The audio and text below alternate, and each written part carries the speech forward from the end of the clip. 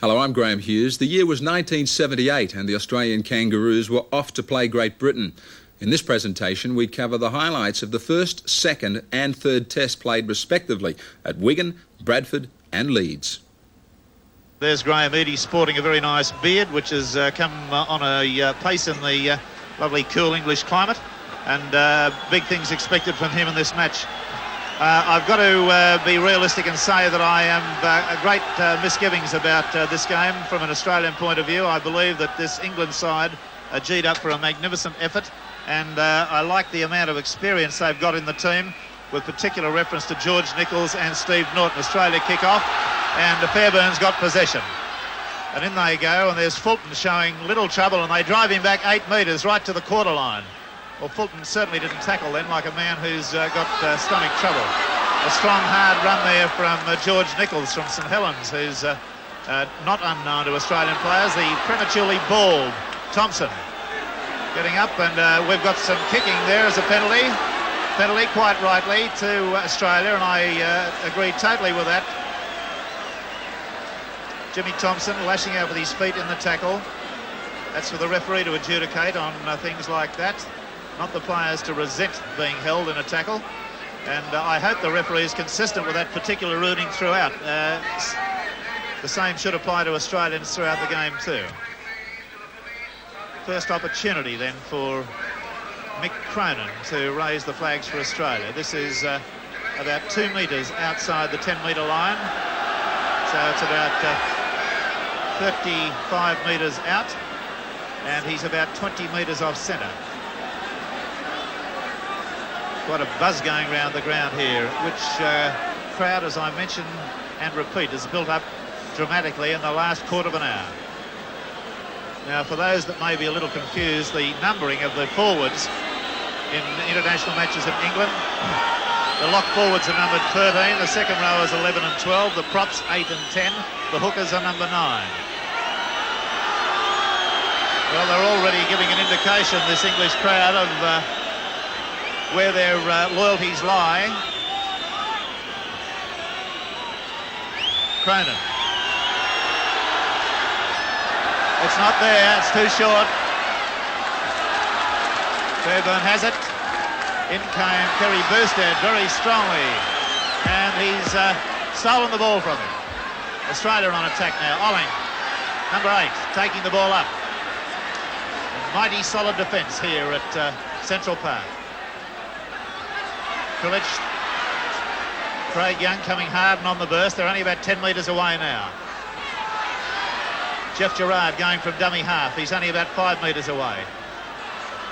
Rodonicus with a long pass out to Reddy, standing wide. Goes under a high tackle, loses the ball, kicks it backwards. Rodonicus scoops it. It's been knocked back.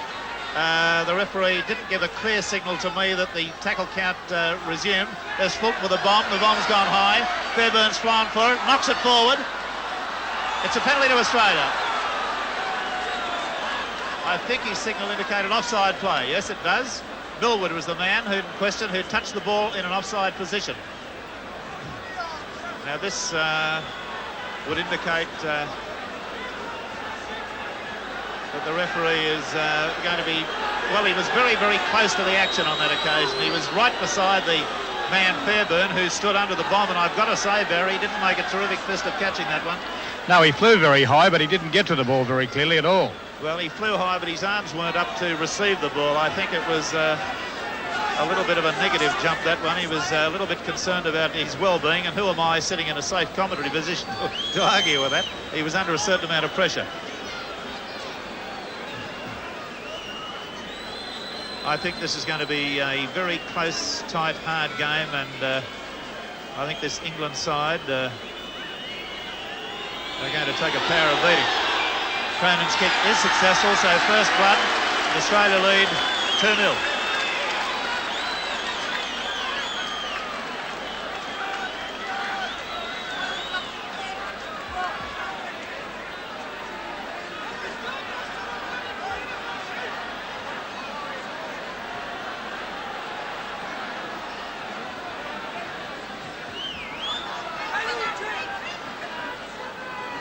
Kick-off, Roger Millwood drives this one deep. Boustead takes it well behind him, and Only a little fellow, and he brings the ball back well just outside the quarter. Is Olling, the willing workhorse from Parramatta. 10 metres outside his quarter. Krilich, Craig Young. Great tackling there by Thompson, right round the boot tops. Here comes one out to Reddy. Reddy goes straight and hard. Not making a lot of progress. This England defence is pretty tough stuff at the moment. There's Fulton tactically kicking. That's a good one, but it's not found touch, and John Bevan has it. Brings it back to the halfway line. Stevie Nash right through the gap. Beautiful run by the little halfback. Fine tackle from Rodonigus with an assist from Ollie. And the ball's loose on the ground. Who's got it? It's 6 to go, says the referee, and Australia have it. Only about 8 metres short of the halfway line. That was Gerard that fell on it. Fulton serves it out to Cronin, cuts out a man, gives it away there to Eadie, who's looking quite different with that beard. Now Anderson, and he's wrapped up solidly. That was a great tackle by Paul Rose. Paul Rose, Barry Ross. Yes, he played with Dapto down in the Wollongong competition. Big strapping lad. Rodonigus making the half break, gets to the halfway line, almost in centre of the field. And we've got a player being called out. It's Len Casey from... he's being penalised, I think, for an attempted stiff arm in the tackle. Another penalty, and the penalty tally is... 3-0 to Australia at this stage. Stevie Rogers coming up to take a kick for touch. That's just a bit too far away for anyone to kick a goal in this heavy atmosphere. Well, Rogers' kick is good enough to get touch and good enough to make about a 23-metre gain. Now Rodonigus. Let's see if they've got a set-piece move on. They have. Fulton gives it away to Craig Young on the burst. Gets it away to Price, who loses it forward. Knock on. That did look dangerous momentarily. Solid tackle there. Stopped Craig Young, but he still managed to get the pass away just a fraction hard. Now the first scrum feed, and England have come up with it. Out there to Fairburn, the fullback, who's decked with a beautiful tackle there from Steve Rogers, right round the boots. On the blind side they go. There's Steve Norton, played with Manly Warringah, got a pass away well to Millwood. Out to Nash, straightens and goes hard. Olling takes him high. Not a stiff arm tackle, took him round the shoulders. England moving the ball wide now. They've left it behind. It's a knock on though. Offside again. That's directly in front, and the referee is quite right. The England player dropped it forward. Another England player fell on the ball in an offside position. Well, no Australian fan can complain about the handling of the game to this point by the referee. Barry, he's 4-0 in the penalties. Is that correct? Yes, that's right. Very competent at this stage, isn't he? Well, we could almost bottle him and take him back to Australia the way he's going. But the game's played over 80 minutes. From midfield. Mick Cronin successful with 1 from 2. These sort of kicks, Cronin kicked by the bucketful last year or last season in Sydney.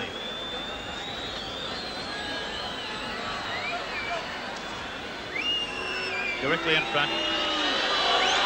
Strikes that hard and high. Another 2 points. Australia lead by 4 points to 0. Cronin puffing away there.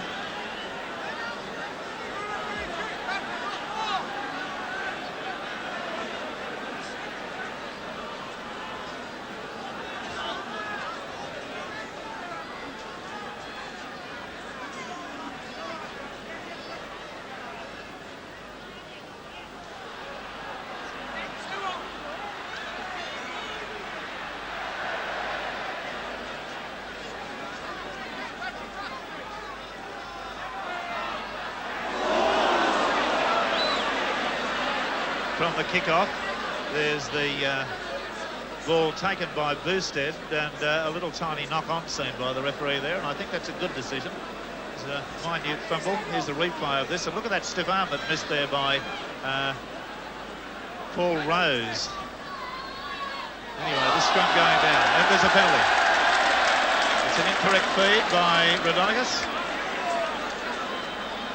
And this will give England the opportunity from just on the quarter line. It'll be Fairbairn.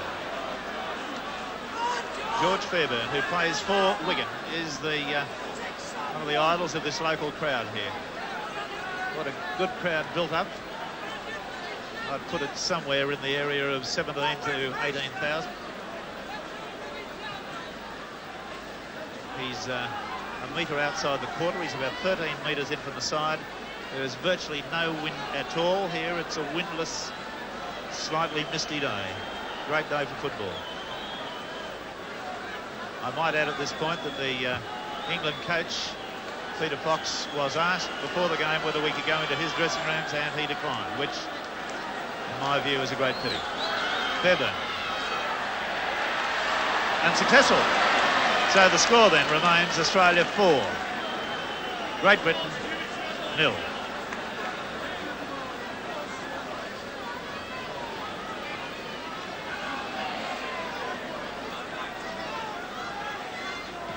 And the kick-off. Fairbairn's going to take that well. Likely player. Ran into some solid defence there too in midfield, just his own side of halfway from Fulton, who's showing absolutely no signs at all of stomach trouble or a stomach muscle tear. I get the impression that may have been a gigantic con job.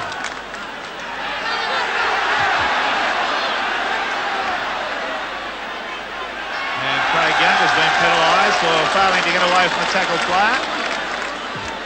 George Nichols, and another opportunity. Fairbairn around the corner type of kicker like John Gray. Goes back 3 long paces and a pace to the left. Comes in and hits it with the instep with the right boot.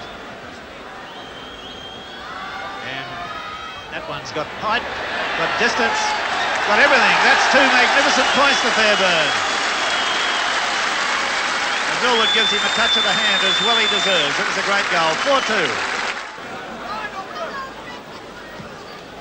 The kick-off driven hard and deep. Norton does the soccer act with it.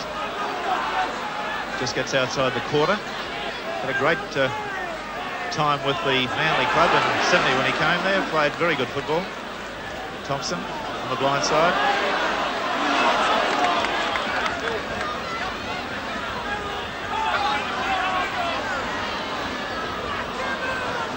England just trying desperately to get the play away from their quarter. There's Nichols, one of the clever ball distributors in this England team. Out they come along the line to Norton. Stood up in the tackle, can't get a pass away. They swarm in on him. And that's the tackle. 6. 4-2. Australia lead.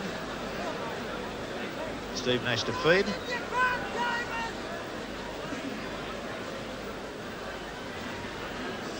Well, Ward is definitely got a loose arm in that scrum, but he's got the scrum won. Nash, back to Millwood. Nice pass to Fairbairn. Fairbairn's got himself into the clear up midfield. Eadie comes at him and takes him with a good side-on tackle. He should never have got to Eadie. That was bad defence by Australia. Nichols unloading nicely out there to Casey. Casey tackled and put down, but not stopped. Gets up quickly to his feet. Norton's on the move, throws the dummy. It's back inside. There's the ball gone loose. They're still with England. They're moving it wide across now. Back to Nichols. He's tackled well. With a good tackle from Ray Price. England well and truly on attack at the moment. Millwood, Nash rather, with a long pass out there to Len Casey standing wide on the open side. Here's the kick by Norton. It's a horror. I think he thinks he's playing rugby union. Trying to find touch on the full. And Boosted. Has he come up with it? He has. And the referee's going to put down a scrum. Well, that was much too slewed off the side of the foot, that kick, but that was pressure from the England side.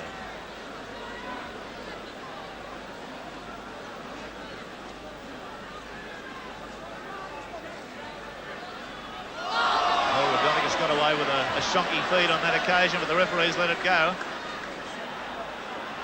Little Boosted. The wing 3/4 coming in there from the blind side to do a halfback's job. Craig Young leaping through a tackle, gets outside the quarter. Thompson interfering with the dummy half there. Fulton serves it to Reddy on the blind side of the ruck. About 10 metres outside the quarter. Gerard.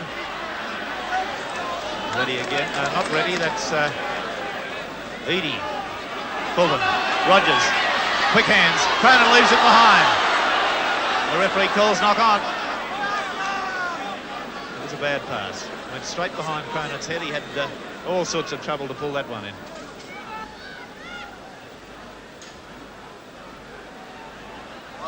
There's a Rodonica speed that is allowed, and again I say it looked suspiciously like second row. Price on the blind side of that ruck.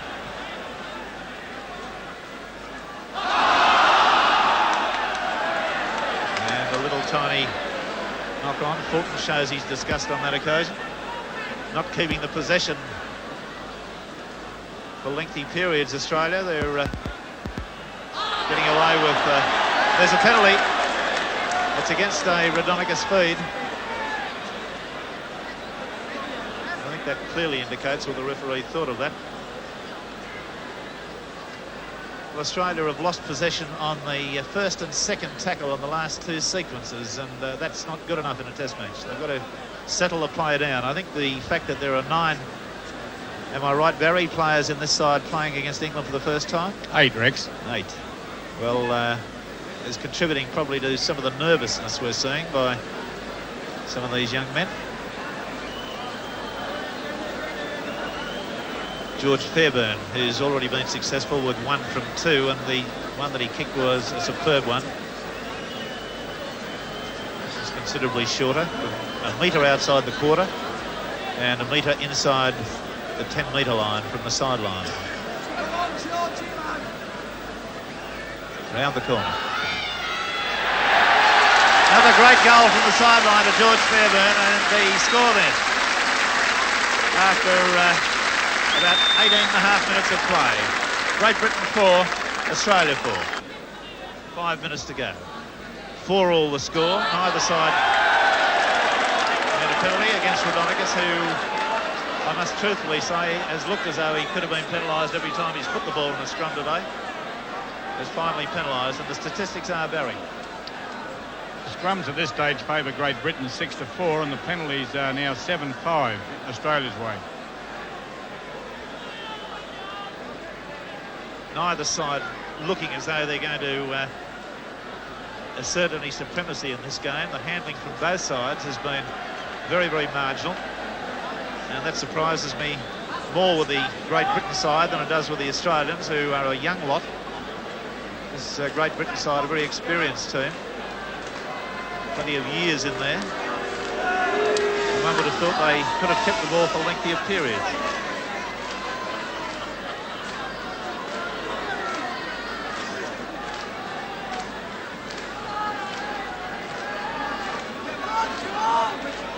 Fairbairn, 11 metres inside the Australian half, directly in the middle of the field.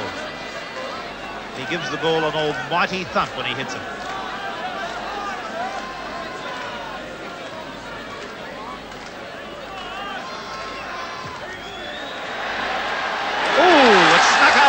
That's his worst kick, but it's worth 2 points. Didn't go end over end at all, but that's 2 points, and Great Britain hit the front for the first time, and they've got a lead now of 6 points to 4.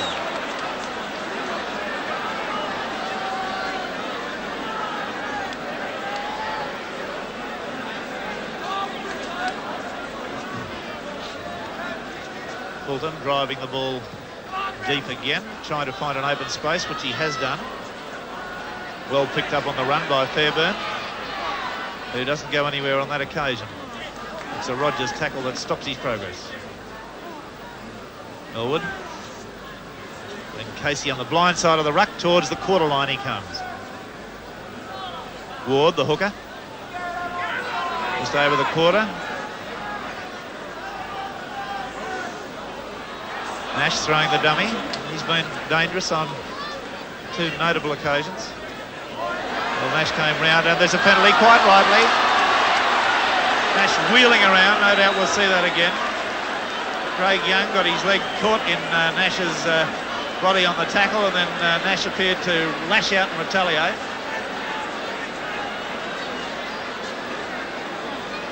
Now there's Young, who's got his foot caught. It wasn't a kick attempt, but Nash's was.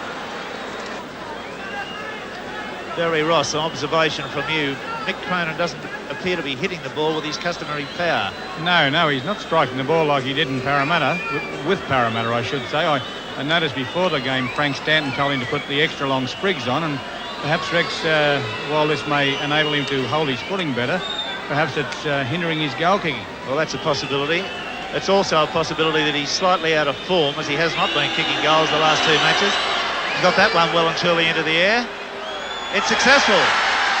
So all our previous discussion was academic, but frequently when a player is not getting distance with his kicks, it's because he's trying to steer rather than strike the ball hard. And that's the scoreline, 6-all. Now we've only got about half a minute by our time, which is not official time, to go till that half-time break, which I'm sure both sides are going to be pretty happy about. Burstead. Diminutive wing three-quarter. Ray Price under a head high. Makes a good break. That's a typical Price bit of football. And that's the half-time break. At the half-time, it's 6-all. Millwood kicking off. Let's recollect the score is 3 penalty goals each. Burstead. Tiny little winger with a huge heart. Krilich over to Craig Young. And he makes a good bust. That's a good little run. And Australian forwards have got to back each other up in the second half here. Ready, turns it back inside to Olling. Olling gets towards the edge of the ruck. Norton, and knees again from Nichols. This player's going to get himself a serve. Somebody's going to walk up and smack him right in the mouth before the end of this game, and I hope when they do, they make it a good one. Because the referee doesn't appear as though he's going to do anything in the world about the knees he uses from time to time. Eadie to Price. Good defence. It's Thompson, the balding player in the England side. Rodonigus half through the gap, and that's the 6. Is so much like an Australian type of player, and he's a model tackler. In 90% of cases, he's right round the shins. Scrum fed, knocked on by Rodonigus. Nash round like a flash.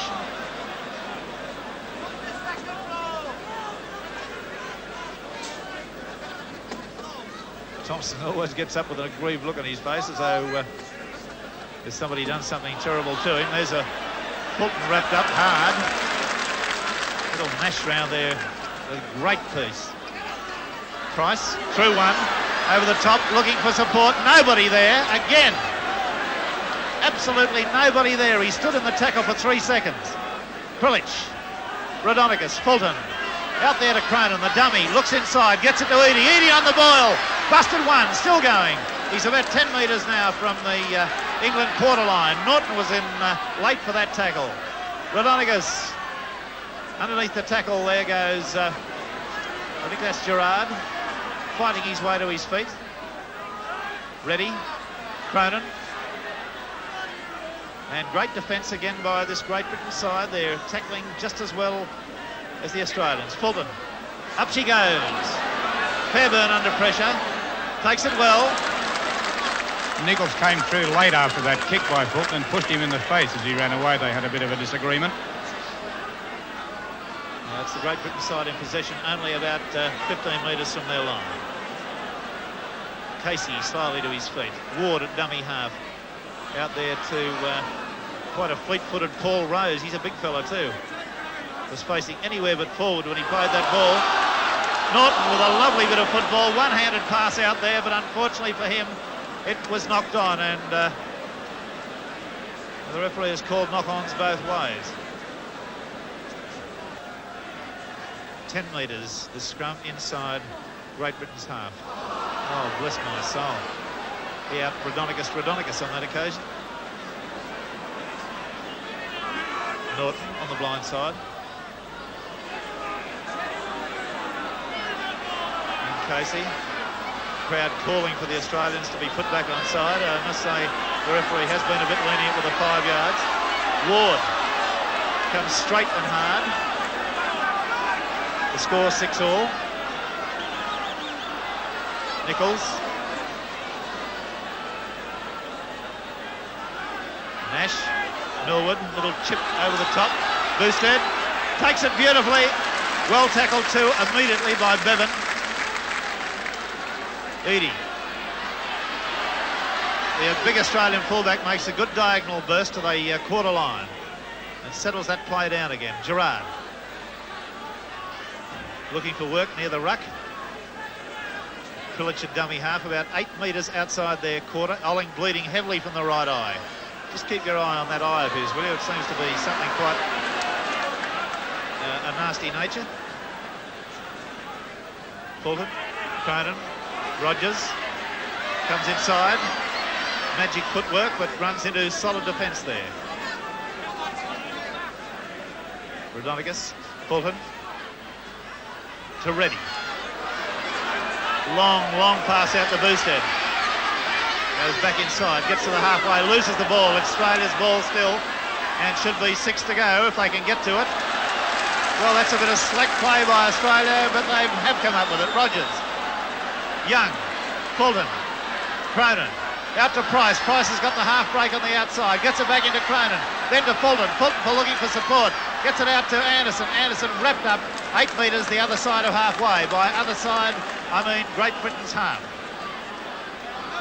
Krilic. Rodonigus. Olling wrapped up straight away. Didn't appear to be prepared to get that ball then.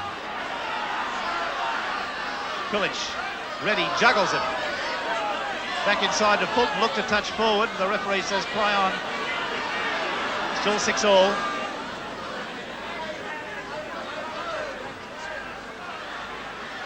Cronin with a slack pass behind him, one-handed. Price fell on it, that's the last one. Here's Fulton, little chip through. He's been decked. The referee says play on.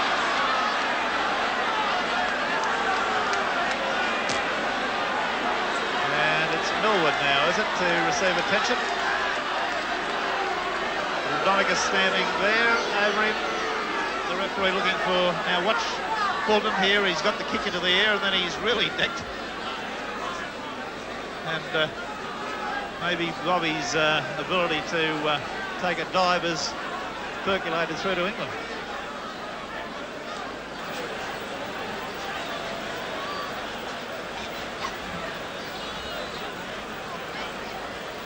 Maybe we could look at that at a later date.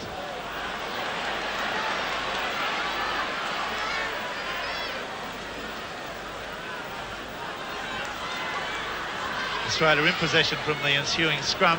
It wasn't a penalty, it wasn't offside play, it was designated a forward pass as such a scrum. Fulton now to Olling. Olling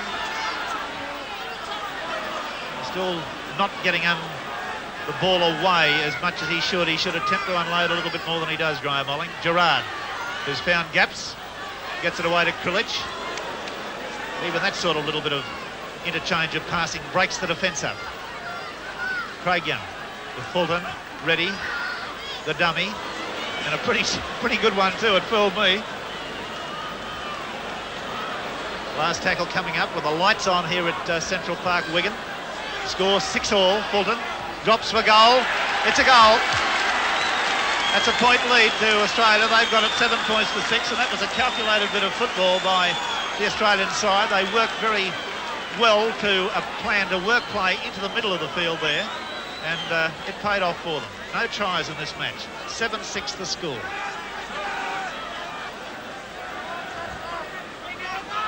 There's the Doug Walters stand. A little bit out of season, but you know what they mean. Graham Eadie, the bearded Graham Eadie. Always hard to tackle. Cunningham and Ward the tacklers. Price. Australia, can they expand this lead? Fulton. 2 players, as you'll recollect, sent off in the about the 10th minute, was it, of the second half? Yeah. Nash and Rodonigus. Gerard again splitting them up the middle from dummy half. Oh, and Krilic has lost it in the tackle as he fell for it. Bad bit of slack football there. At the halfway. Norton, who's been by far one of the most dangerous players. There's a touch, Jen. It'll be a penalty to the Great Britain side, one would think. And it will be against Ray Price. 7-6 Australia lead.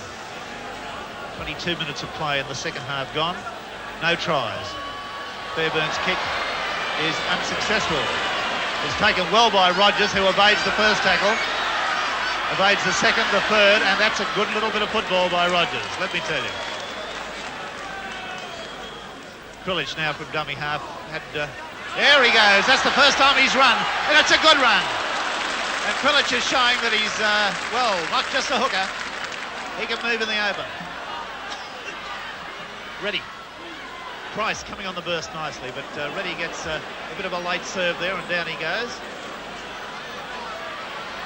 Well, it's as messy as you can see when they're trying to get to their feet. Fulton, Gerard, Cronin doing... Oh, that could be a bad one. Bevan kicks, it's a chase now. Eadie's after it too. They're going to get to it, Eadie's there. Who is it? The referee says a try. I can't tell, everybody stood up in front of me.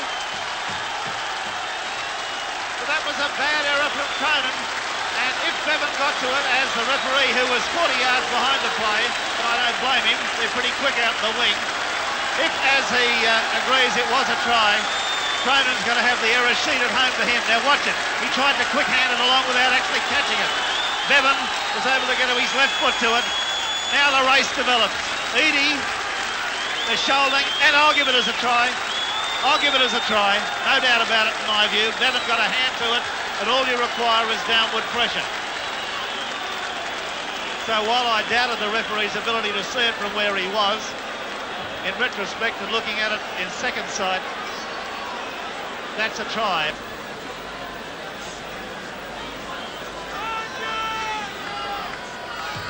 No, not that way, George. Just wide of a good length. The score remains 9 points to 7. One try to Great Britain and 3 goals, making up their 9 points. Rogers feels that one well. Just inside the quarter now. Australia have got to maintain possession, and they've got to back each other up with the ball. Fulton, Eadie coming in, injecting himself into the line. Play about 18 metres out now from Great Britain's line. Gerard again from dummy half. He's made some good inroads in that position today. Krilic, Fulton, ready. Lovely to Cronin, out to Boosted, could go close. He does! And he makes the odd yard, and that's a great bit of play. And a great bit of play, and the Australians jubilantly jump to their feet as little Boosted goes in and scores a try. And that was a good clean try. No doubt in the wide world about that one, as the glum-looking Great Britain bench there sits and stares. Let's see it again. Here was the play. The pass coming out to Reddy. Reddy onto Cronin, and he did so well that time. And doesn't that great that Cronin's been able to redeem himself from that previous error. A little booster did so well to take the ball round that extra 2 metres and make the kick even fractionally easier for Mick Cronin. The experience now showing in Boosted to gain that extra couple of metres inward. He may just make the difference with a kick. The score 10-9. Australia's way. The kick from Cronin is not successful. Cronin's kicking record today. He's kicked 3 goals from 6 attempts now, Rex. Owing bleeding from the cheek. Got some sort of a cut on the cheekbone. 10-9. And the other replacement on.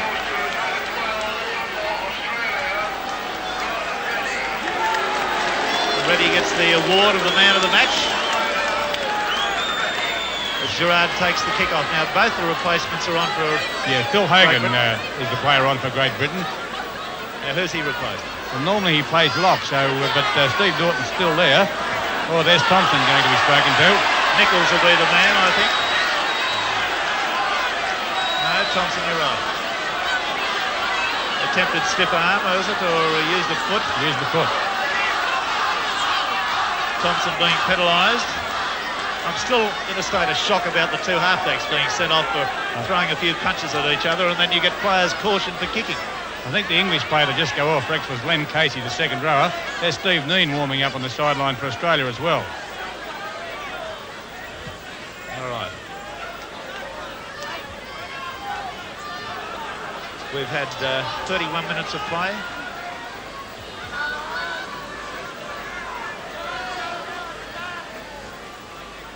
The penalty with Krilic onto Olling, who again goes to ground with the ball, and this may be another field goal attempt coming up.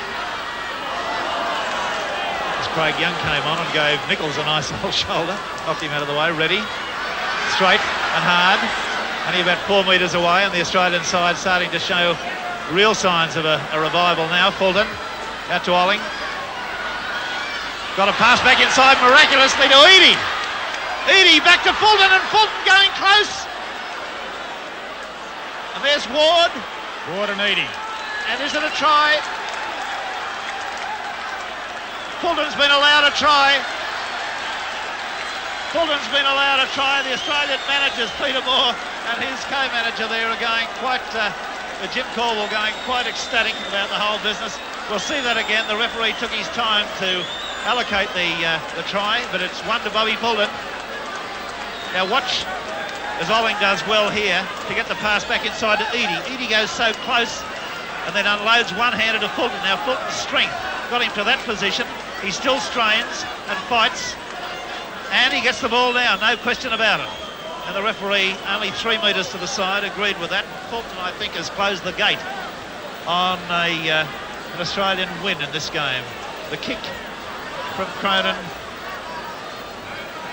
is not a difficult one. It's only about 15 metres off centre, maybe 18 metres off centre. The score, 13 points Australia,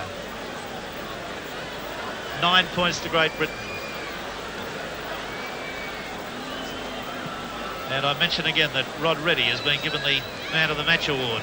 Cronin, he's made no doubt about that one. Here's Boosted, one of the try scorers, about 5 metres outside the Australian quarter. Craig Young, and that's better. Craig Young unloading well to Krilic on that occasion. Even those little short quick passes will unsettle a defence. Ready, nicely to Gerard, and that's offside. The referee has given it as a forward pass. They don't have offside passes in this in England. It did look marginally forward. The referee better positioned than I to see it. And there's a penalty.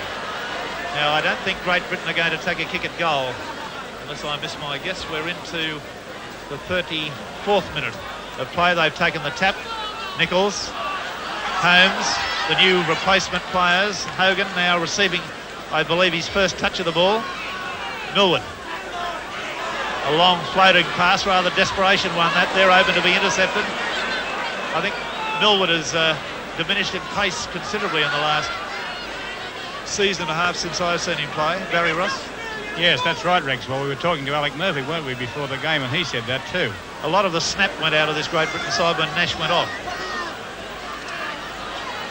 There's Eric Hughes, who's received marginal opportunities out in the centre. Those two Australian tries, Rex, they came after what you said, a bit of variation. Two runs up the middle by Gerard and then Ready for the second try, and then the try came the next ruck. Now then, good pass out there to Anderson, who scored or put down the ball over the line, but had it called back after about a 50-metre run, and that would have been plenty of talk about that one, I would imagine, had it meant the result of the game. Olling, who was involved in the last Fulton try very well. He's a bit slow to his feet on this occasion. Ready. Craig Young, who's had a very useful game. I think the steam has gone out of the Great Britain side. One senses that they're going through the motions at this stage. Ready. Nicely passed to Price. He's got himself into some sort of space up towards halfway. Australia running from left to right. Have got it pretty near in the bag, 15 to 9. There's Gerard again, proving that he's a fine international. And we may well have a little bit of drama coming up here. Well, there's two Australians down there. Rod Reddy is one. I think the other is No, it's got Graham Eady. I thought it was Graham Eady. Is Rod Reddy? Rod Reddy's to his feet now. Yes, he's sank down again. Reddy's very sick and wobbly-legged at the back. I think the other's Ray Price. Number 13, you're right. And Steve Norton being spoken to by the referee. There goes Steve Neen onto the field now for Australia. And here's the action on what took place on that occasion. It was a shoulder charge on Reddy. Now Steve Neen is coming on. Yes, he's talking to the linesman. He's got to get permission before he can go on. The Australian side wearing, of course, their KB insignias. Frank Stanton's holding up number 12 the way they do over here to pull off Rod Reddy. Well, Neen will be a very useful player for Australia at this point. He's got a high work rate, and with about 4 minutes to go, they just need tacklers out there. Fulton showing the ball in a runaround move, but not giving it and going on his own.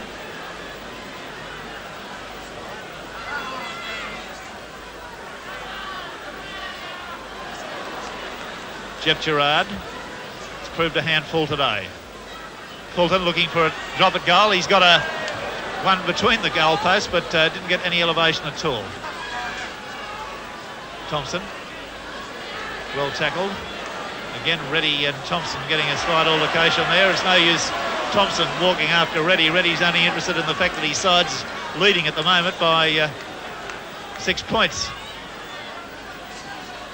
Long floating pass. It's anybody's. Who wants it? I'll take it, says Ray Price. Gets a pass away to Rogers. They won't want to give him any room. He'll go tearing through there. Touch judge in. And there's a player being decked. Reddy's down.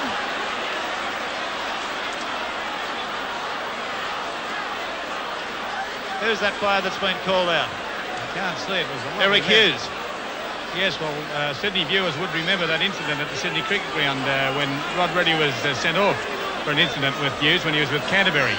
Perhaps just to get square. Well, there it is from behind, and I've seen players sent off for less. And I repeat again my criticism of the referee's hasty action and sending two of them off. It was punching only, and I think that sort of thing, a referee has to be a little bit broader in his point of view than to send players off in a test match. Cronin. Yes, unsuccessful. Particularly after that last incident we just saw, which he allowed the English player to stay on the field. Yes, it's been a very ordinary performance by the referee today, I'm afraid. There's the hooter, and in the background, the jubilation of the Australian players. And all the training bench have come on the field now to embrace the men. Millwood and Fulton shake hands there. The result, a good win, and let nobody have any doubts about it. 15 points to 9 to Australia in the first test in the Kangaroos tour of Great Britain. Fulton very, very keen to win this match, particularly because then, as he said, well, for the rest of the tour, they can relax to the point of wanting to make it, of course, a complete dry scrub. Well, I doubt if that would happen, but you never know. It's Great Britain on the left, Mick Norton in charge, and the first 10 minutes will be a stretching out, and no doubt deciding if and where the strength and the skills are likely to develop. Graham Eady taking the third ball, and the players running up. Well, I would have thought might have been offside. The referee said no, they're within the distance, but nevertheless, it's an advantage to Australia getting the ball quickly. Gerard, Krilich, Craig Young, big crowd of Australian followers come over with various tour operators. A nice one to Eady, and Eady does strong, and he virtually puts 3 off. And Eady's still going. He's the man that Great Britain have got to fear. Graham Eady strong. The position is right from that first kick, and there could be on the sixth tackle Ray Price very close. So this offside and a penalty to Australia. George Nichols offside. John Atkinson in the back. Very good start with that front. This was very, very good tactics on Australians' part. Put the ball way up the field and then stood men offside, and George Furman fumbled the ball, and this is the start Great Britain didn't want it. 1 minute gone in this second test. This is the 28th test series. In the first test of this series, Great Britain 9, Australia 15, 6-6 at half-time. Mick Cronin kicking, 26 goals, 2 tries. Looks down, pensive and particular, and he's very close to a 2 points, which is what they want, and it's a goal. 2 points to nil. That was, of course, a good start indeed by the Australians, with tactics, of course, pushing the ball into the Great Britain half. Tactics, you reckon the sort of tactics they'll use? Well, I think these are good tactics, and I think Mick Cronin will be very happy to see that ball go over, because the Australians have been a bit worried about Mick, and he's normally a very good goal kicker. I think he'll be pleased to see that one go.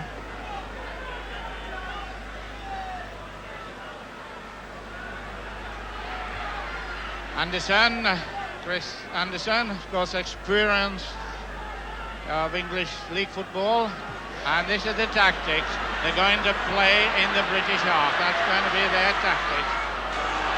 Whether all the time remains to be seen. John Atkinson touching the ball for the first time.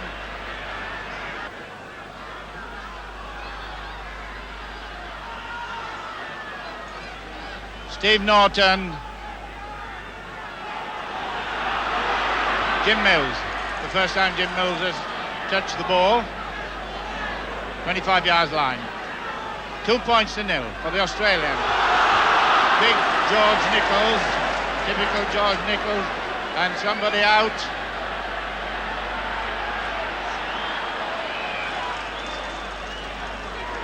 Ryan Lockwood, number 10, injured.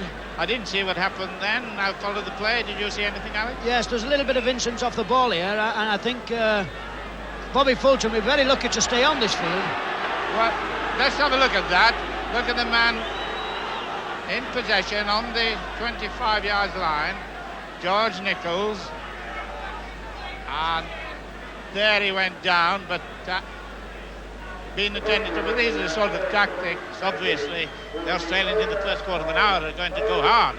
Australia look as though they're going to play in our half, and they think they can hold us there, and we can't score from any length of the field. If we keep playing football, I think Great Britain are going to be in this game at the end. See the taxi, but the kicker now taking it being George Fairbairn. Looks up, should equalise the score. And the flags are up. 2-2. Bobby Fulton very, very keen to win this match, and so have a fairly good time for the rest of the tour. The third test will be at Headingley, and if it is a decider, then it will be a full house, and be nearly a full house here, not quite, but certainly a big crowd. Tony Fisher.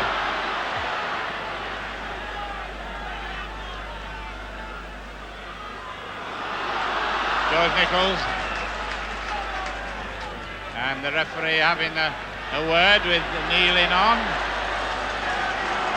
Going to cut that out, he says straight away. A lot of atmosphere about this match. George Fairbairn.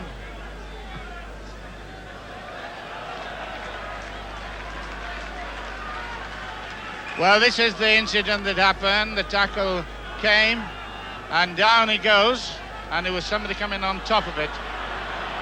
Craig Young.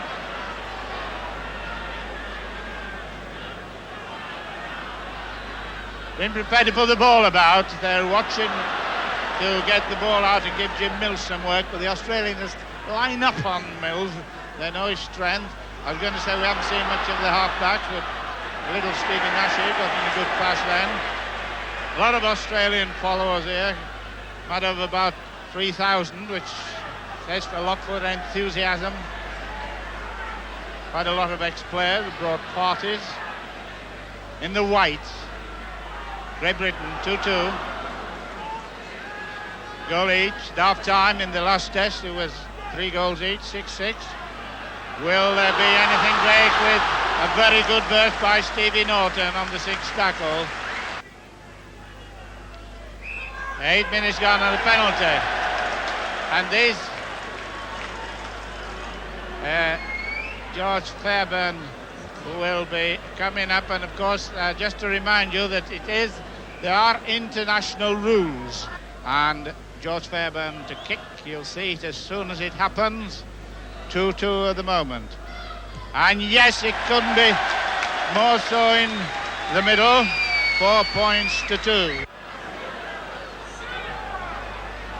Going to take the second kick and use, no doubt, a set-piece move, which they've got a lot of moves rehearsed. They have various names for them, and they're going to go, this looks a sort of back toward them, and then who's going to get it? Edie. They use Edie on that specialised move. Didn't come up, but the position is still there for them, and not very far short yet. Gerrard, big, strong Rod ready, and Britain in trouble position-wise, and a penalty.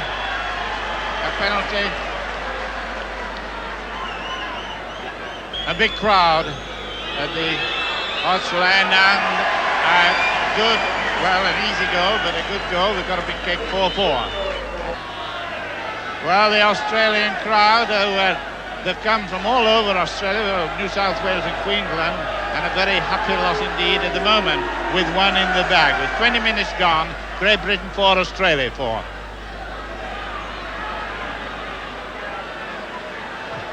Edie pushing the ball up. You see the tactics are so apparent.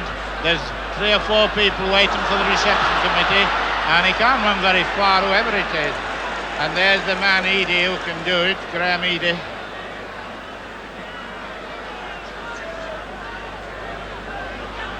John Atkinson.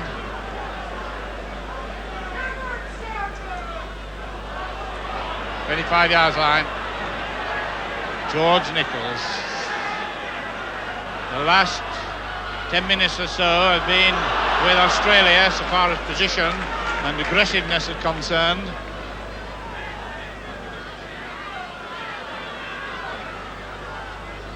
Brian Lockwood, a lot of experience, but of course Mills, Fisher, Lockwood and Nicholl have been in wet belief for quite a while, and the referee calling somebody out.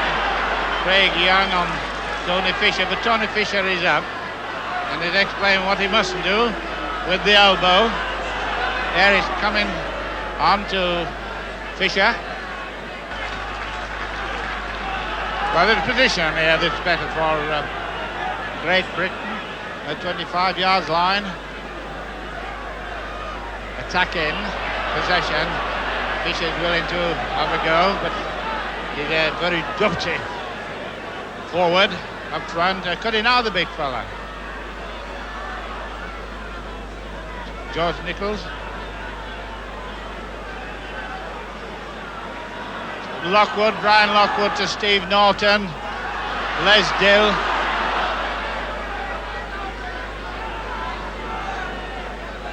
Standoff off to loose forward to prop forward. Gunner supporting up from Millward.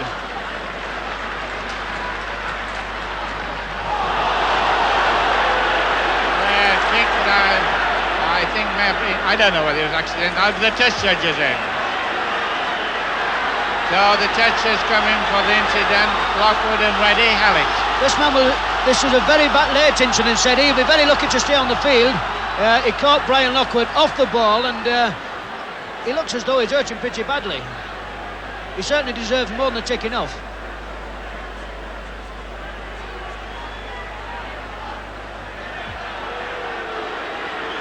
So the injured player being attended to. Well, from behind the post, that's a pretty good indication of what he's got to do. Just out on one side, hook it in. 4-4 at this point of time, with his usual breathing in. And the flag's it up. Tony Fisher 2 minutes plus injury time. And a very vital score here now to either team. To go in front to say a try and a goal angle would indeed be very important. The referee having penalising the Australians. No penalty. Score here is going to be vital if anybody gets one, Alex. This is a very, very important part of the game, and George Fairbairn will make sure with this kick the next score could really clinch the game, even though it's so early in the game. Well, what it does stand out is the fact that neither pack has got supreme methods of putting the other team forward out, because what they've been able to do is do this sort of thing, go forward, but the strength of the defence has been very, very evident. Big Jim Mills, who I haven't seen a lot of him actually, they've come up very quickly onto him. Norton using George, well, pulling out George Nichols and using Phil Lowe. Done the weight. Speciality tactics. Can you drop it? Just a try here would be very useful, of course, to both teams. And we've under a minute plus injury time. try for something, is it? I haven't done the proper one. Hang on, I'm not... Oh, nice one. Got Roger Millward. He's going to be a thing if he takes it over and gets the ball down. He gets the try. Gets the try, important try. Stewart Wright running through, and a great delight to make the score 9 points to 4. Alec, coming at the right moment. Well, that's the little man. He's just appeared at the right time. What a vital score. What a beautiful kick this was. Placed to perfection, right on the line. Stuart Wright didn't even have to bend down and to put his hands on it. Fairbairn. Yes, it's a flapper.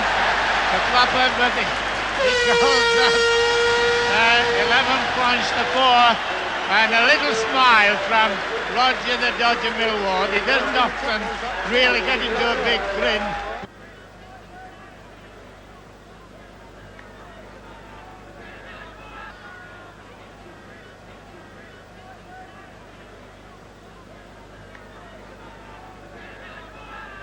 .25-yard line, and the move could be useful. Holmes is an experienced player, and Roger, having had 1 or 2 knocks in recent weeks, will at least give a lot of impetus and a lot of encouragement.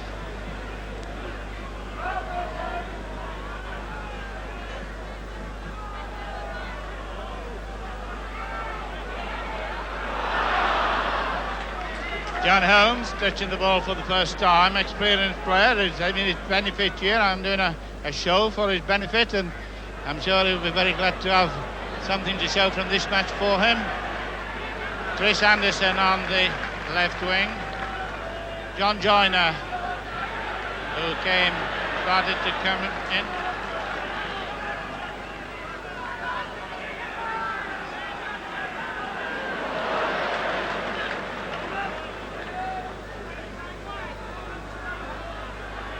Jeff Gerrard trying to pinch the ball, and the dummy half not ready, Max Grillage. The Australians will start to put on pressure for the Forward Chemicals Trophy. Coming up quickly. And John Atkinson was very good there where he came up. John Atkinson read it as the 6th tackle. Well, there are enough experienced forwards up front. Mills, Fisher, Lockwood. In fact, altogether experienced. Nicholson Lowe in the second row, and Norton loose forward. And Norton knows, of course, the Australian type of play that he's played in New South Wales. New South Wales and Queensland, the two parts of Australia where they're very strong at rugby league.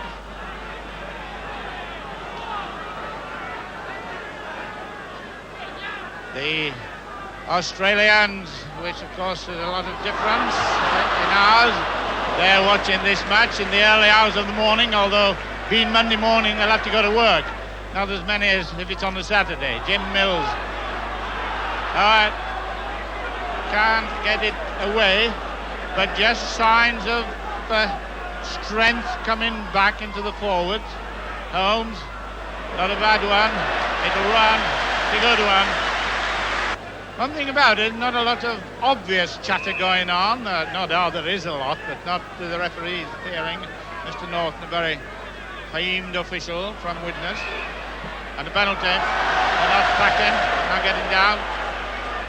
Tommy Rodonicus not retiring.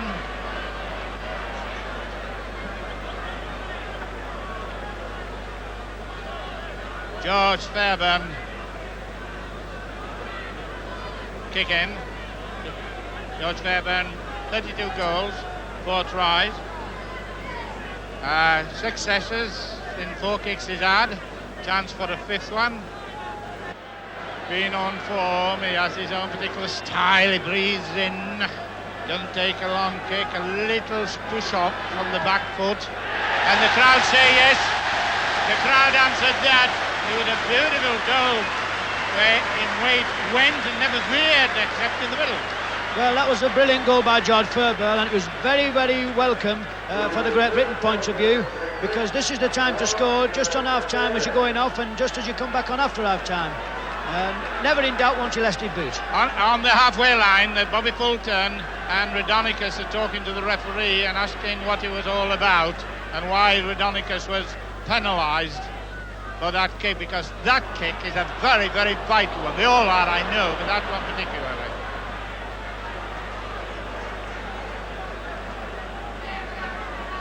And all that came, of course, from the John Holmes finding touch, clever touch finding, position kept, maintained, and then the goal coming. Jim Mills, big, strong, controversial. George Nichols, big and strong. And a knock on. Although he was facing the other way around, of course he could have knocked it on Stevie Nash. Stevie not at all pleased with that. Scrum. 4-2 to Great Britain. Oh, well taken quickly. Nicely taken.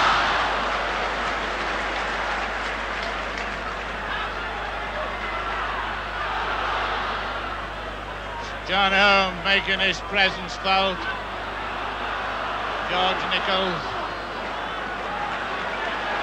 So the temperature rising in this great big bowl at Oxford Stadium, a ground that once had 104,000 unofficial, 120,000 I reckon. I was here in a Wembley replay and a big crowd here today.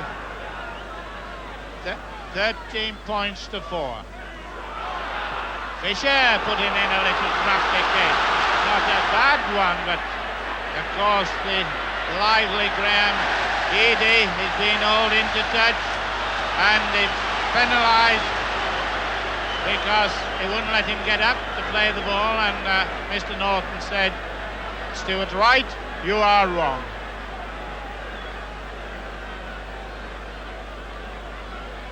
Well, there was no doubt they pulled him into touch, and Les Boyd comes on for Jeff Gerrard.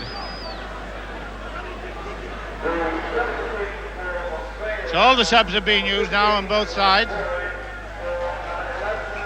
So no doubt Jeff Gerrard, who knows English football well, they don't know the reason, didn't seem injured, but maybe tactics. And what the referee now is getting very quickly onto the job with Graham Eady taking Paul Rose.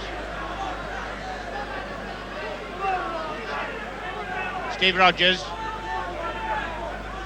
just a little out of sync now with the Australians, but they're quite capable, particularly Eady, who will be brought up, I'm quite sure. Steve Rogers, 13 points to 4. The Australians have got to score twice. Kangaroos, set piece, which they've learned. And the referee very quickly onto the job and say, be careful, I don't think he'll say be careful, but he'll say something equivalent. Lesboy.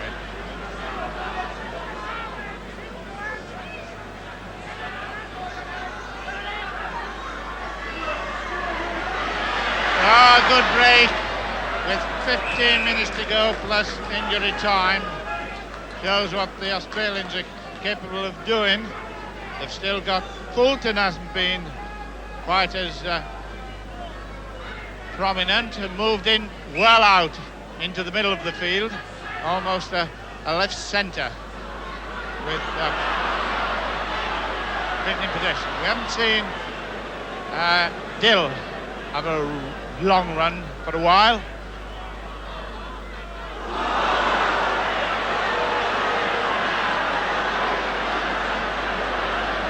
Referee saying it was just pushed. Oh well, pass to right. Very good pass from Phil Lowe.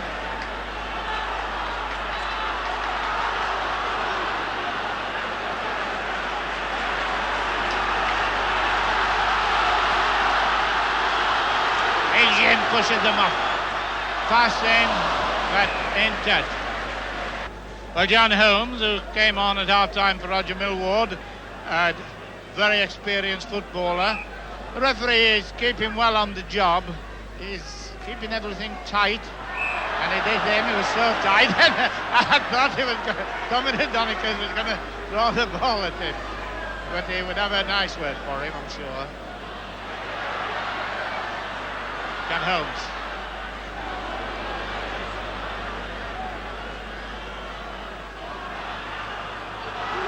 Seb Paul Rose. 25 yards line. Second test. Sort of thing that Phil Lowe, who played as well in Australia, likes. Didn't get up, he played the ball. Nice burst there by John Joyner. John Joyner giving a long pass out and he scored in the corner. There's Stuart Wright. John Joyner made this, Stuart Wright scored it, and there's a moment of joy for them. Stuart Wright, second try, 16 points to 4.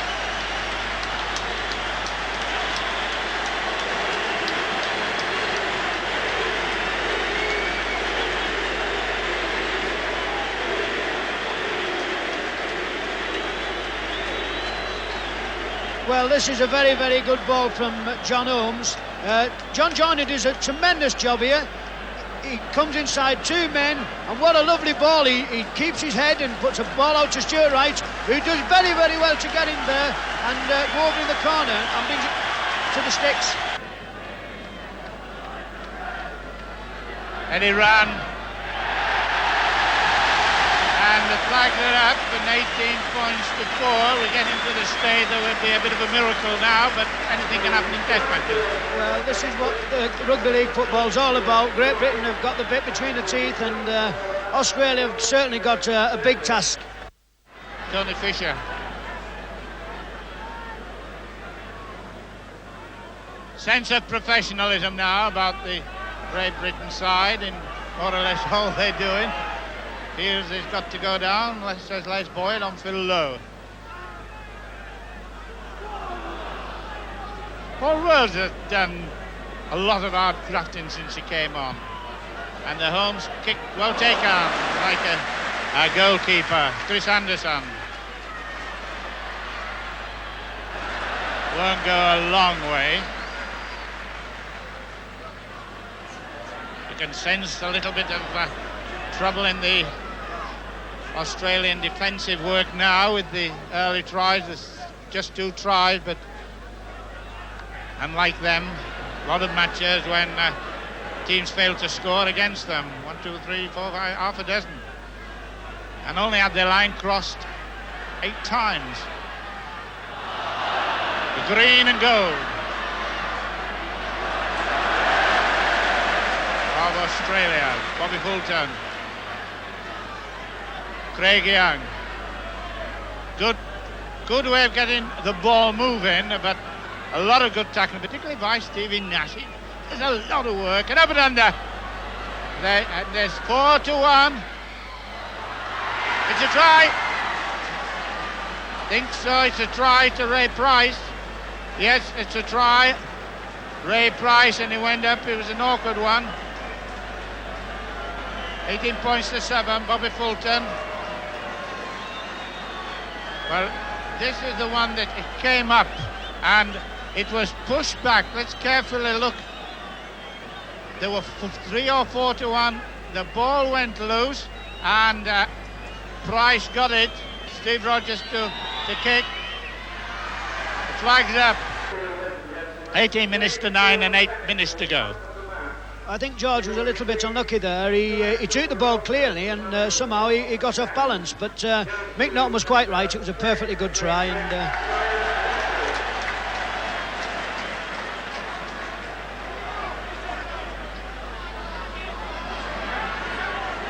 the referee gets up very quickly if he thinks there's trouble, and he knows the men who are likely to cause trouble.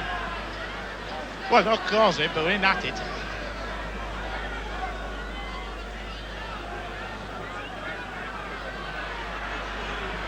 Graham Eady, not quite as many individual runs as he had in the first half. Bowstead and Brian Lockwood, who's been voted the man of the match, deserved it. He's taken over as captaincy since Millwood went, and he's done a very good job. He knows their style, but it's the Australians now attacking. Max Skrilic and Radonica, they're putting on a last minute, well not last minute, they're only about 7 minutes, but John Atkinson across to save that, and it's England now in this last spell. 18 points to 9.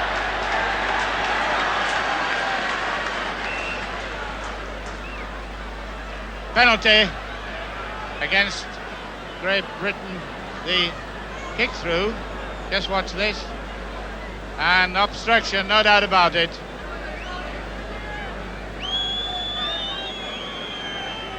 Taking a little time to do it, which they need the time for the Australian. It's a go, 18 points to 11. Alex. well, is this a sign of a comeback from Australia? They certainly seem to be moving the ball a lot better and running with the ball, backing up a lot better now. But I think if knowing this Great Britain side, certainly they won't let a lead like this slip, and just playing football and tackling, that will just about do.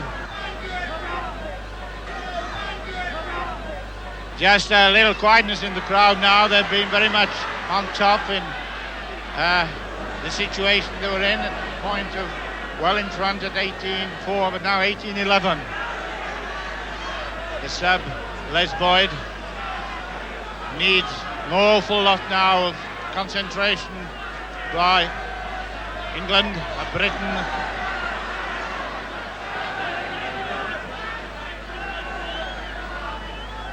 Redonic, full back lead, the man who could do so much damage. The Australians really putting on pressure. Great Britain getting the ball, Jim Mills, and that's as good as anything in getting possession. Number 14, Thompson, is out at the moment, but they're dealt with. I don't think the crowd is on it, but I don't think so. George Nichols wasn't particularly worried.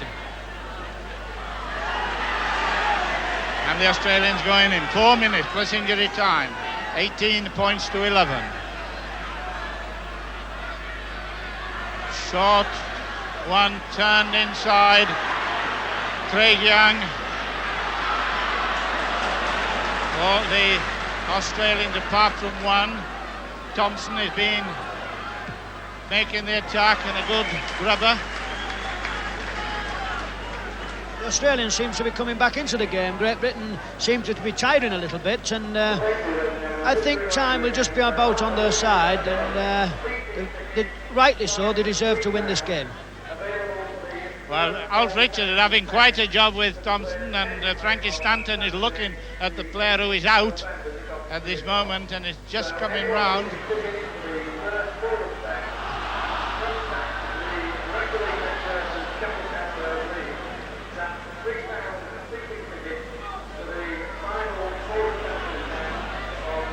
Jim Mills, and Australian possession. Australian running very fast. Great Britain not obviously able to get it across as fast with Rodonicus in the middle. 25 yards line, Great Britain 18, Australia 11. Looking for support. Quite a bit of extra time possibly. Moving the ball across to the wing.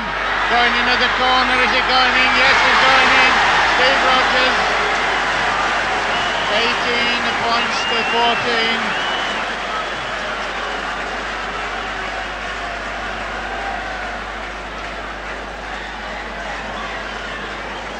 Moving the ball right across the field from the middle, went right across to the wing, and then it had to be scored. Rod already had it, but he went out to the winger, and in he goes.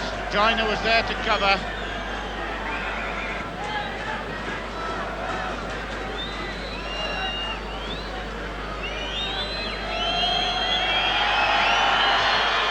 No, he's not going to carry. There's a margin of 4 points, a try and a goal, and I believe that about 4 minutes, which include in injury time, that is likely to be the figure.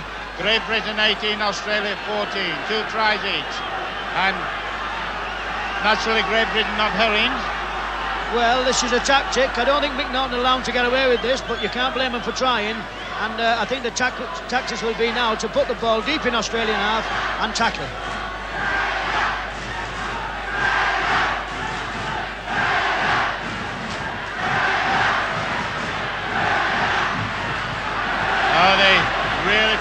Pressure.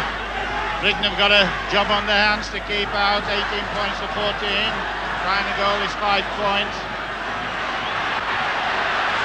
Certainly a lot of pressure now, which must come. The Australian crowd looking happy, rather than pensive. A long one. Steve Rogers got the try. A bit of tiredness possibly by some of the Great Britain players. We're in injury time. Got to hold out for another 2 or 3 minutes. A lot of power coming in, and a very, very fit Australian side led Boyd. Bobby Fulton up and under, but no, a little under, well taken Stevie Nash. And a beautiful tackle. But good play by both men there.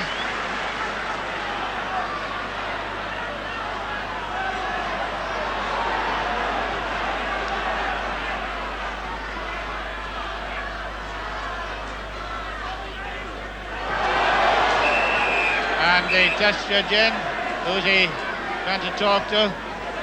I don't know who he's talking to. He's looking towards an Australian, I think possibly to loose forward. Ray Price. Ray Price being spoken to. Well, I think that Ray thought he got away with it here. He just drops a little short one in, and he thought McNaughton missed it, but you can't miss a man with a beard, and rightly so, he brings him out. George Fairbairn up, all in one bunch. Great Britain now going to hold and keep what they've got. Score is 18 points to 14. And the referee, Kerry Bousted, being spoken to. That is John Atkinson. In possession, Tony Fisher. And it'll be the 6th tackle to get as much time out of it as they can. Jim Mills. And even the crowd around him saying, "Come on, Jim." Well, they'll be just going forward as much as they can. Lockwood coming on the verse. Cruncher of Paul Rose in the tackle. It was tremendous.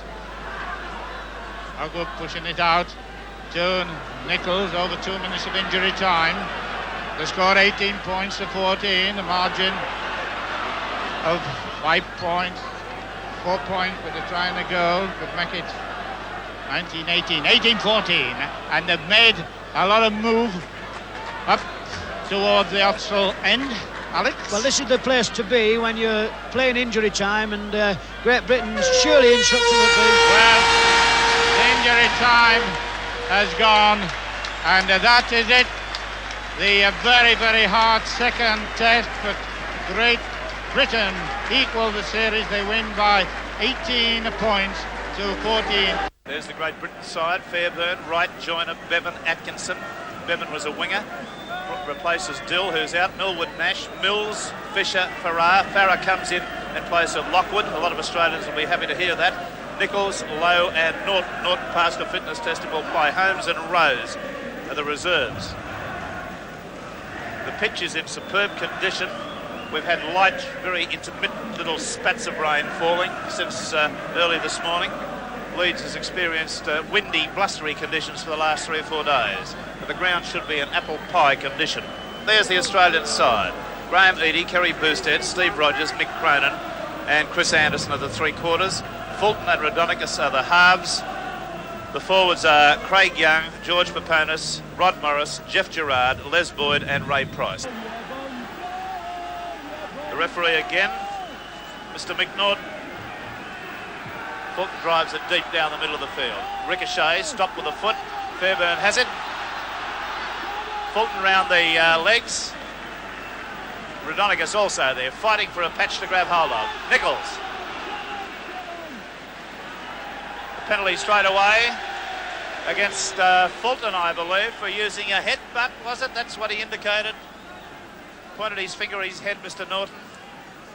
First penalty of the match in the opening 20 seconds. Now this Australian side has steamed up to a great degree, but let's hope that they play football. They'll need to play more constructively than they did in the second test.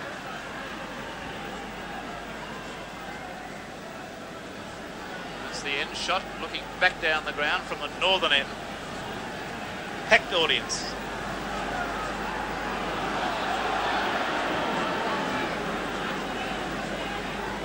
Fisher, who always takes it up like that. Now, Great Britain side.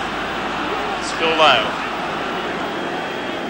Referee going back about 9 yards there, a little bit more than the 5. That was one of the very big complaints the Australian side had in the second test, that Norton kept them back so far in the ruck. Vince Farrar there, who played for South Sydney, not with any great success. There's the first knock-on of the game. And Australia are a bit slow to react. Peter Moore, Frank Stanton and Jim Corwell, the officials, a little bit grim-faced over there. Let's see how Paponis goes. Yeah, did I say Farrar with South Sydney? I meant Farrar with Cronulla. He didn't play with a great deal of success out there. But he's highly thought of in English football and came in as his automatic selection when Lockwood was out. First scrum win to Australia. Eadie cracks the defence first up, almost to the halfway line. Rogers at dummy half. Rodonicus. Craig Young nicely unloaded to Fulton. Fulton goes through the gap, streaming along, caught by one leg and a good tackle too from Bevan. Fulton runs from none, gets a very heavy high tackle there. It should be a penalty.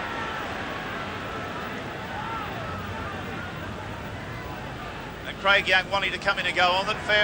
Fulton is down. He took a heavy high tackle. I don't think you could really kill Bob Fulton with a heavy sledgehammer, but there's no questioning that the knock came in hard and high from Tony Fisher.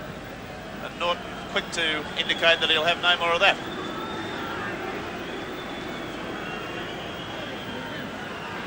Here's the man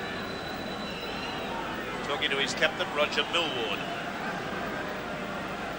Mick Cronin to take the kick from about 12 metres outside the quarter and about 20 metres in from sideline. Barry, quickly, Pearce, Oliphant, Neen, Reddy and Olling are all injured in the Australian tour. Can you give us a progress over the next minute or two on how they're going? Well, Steve Neen is about 75% okay, according to Dr. Bill Monaghan, and we'll be playing when they reach France in about a week or two.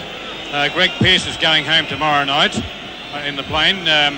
Graham Olling has got a bad back and he'll be fit to play in France, as will Rod Reddy, who has recovered well. And Greg Oliphant will be playing early next week in France, or will be available for selection. Right, so that's the up-to-date casualty report on the injured Australians so far in this tour. With Cronin, the opportunity at the breeze at his back. First blood to Australia, and they lead by 2 points to 0.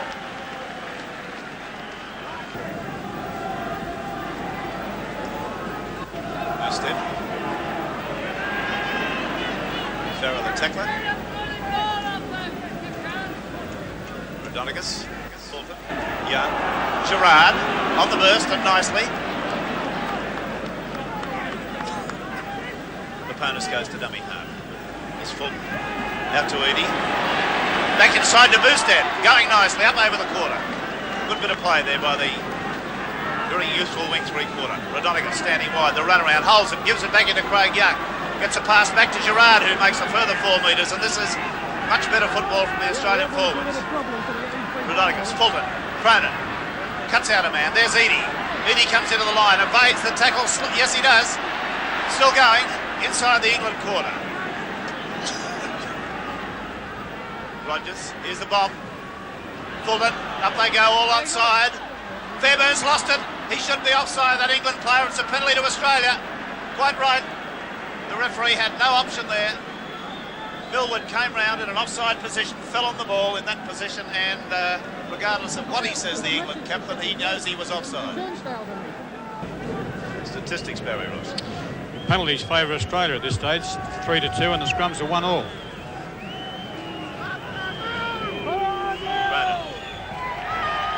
Another 2 points. Australia lead by 4 points to 0.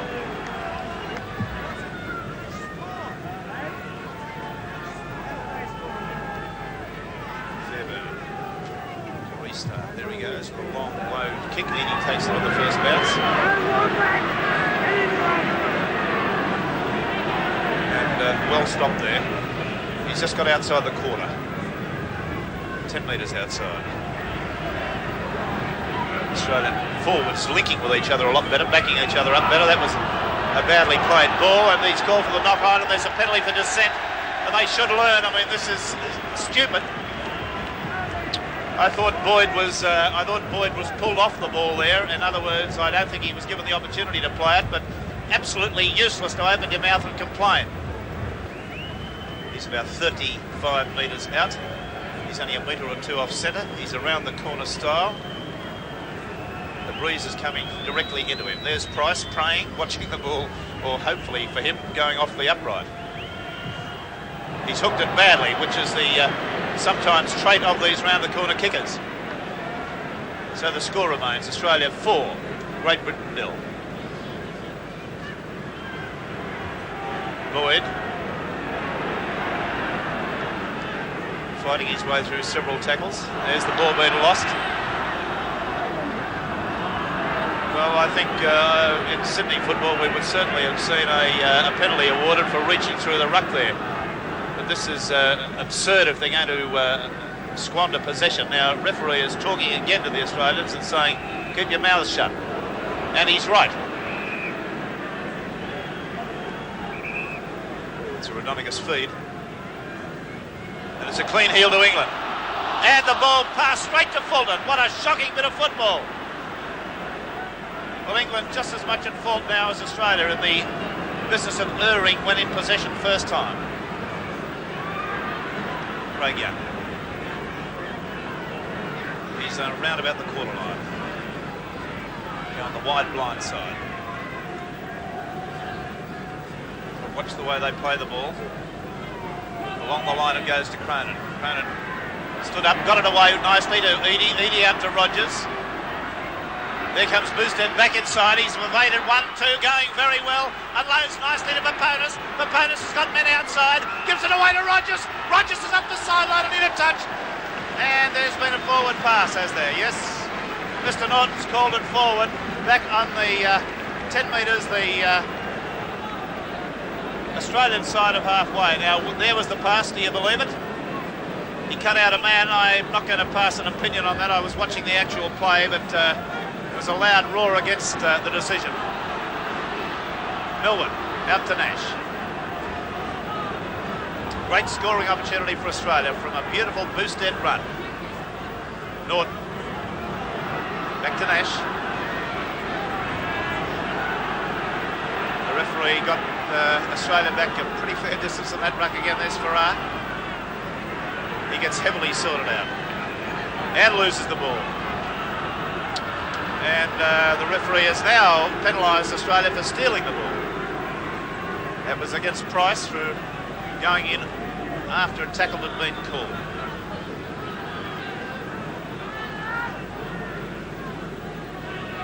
Fairbairn gets it over the halfway line. That's about 10 metres into Australia's half. The score again, Australia 4. Great Britain 0.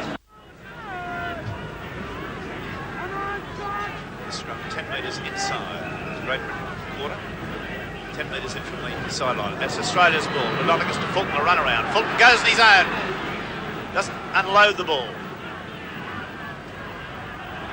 Lloyd, strong. Tackle but not put down. Gets up and goes to within 5 metres of the Great Britain line. Morris. Price. Rodonocus hung up almost over the line. Only a metre short. Paponis so often scores from this position. Can he do it today? He's going to try. He's in. It's a try. Paponis in for the try. So how many times has George Paponis scored a try from dummy half? Well, I think he's scored about 9 tries this year for Canterbury. Watch it again. He seems incredibly strong in these positions. Driving hard with the legs, right through the meat of the England ruck. And under some of the big men to score. In a handy position.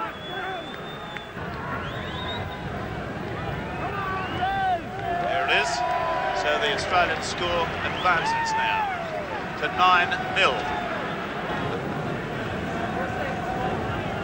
So that's the scoreline. Australia 9. Great Britain yet to open their account, but looking like it on numerous occasions. And this is very much an open game at this stage. Statistically, Barry? Well, penalties. England way in front at this stage, 9-3, and the scrums they've jumped away to a 6-2 possession lead. Which opens the question, can Australia keep defending at this rate? They've got such an imbalance of possession that the team tends to tire badly if they have to keep this sort of pressure tackling up constantly.